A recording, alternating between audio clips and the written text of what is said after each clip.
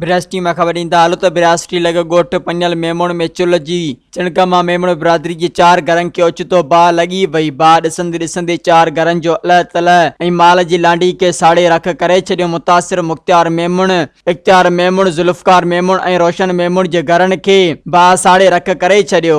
बाहि चुप ऐं माल जी लांडी खे बि वकोड़े वई, जंहिं सबबु 4 गाबा 2 बकरियूं पिणु सड़ी ज़ख़्मी थी पिया। बाहि सबबु घरनि में अंदरि रखियल ताज़ो लथल अनाज, 2 न्याणियुनि जो ॾाजो, खटूं, हंध बिस्तरा, कपिड़ा ऐं घर जो ॿियो सामान सड़ी वियो।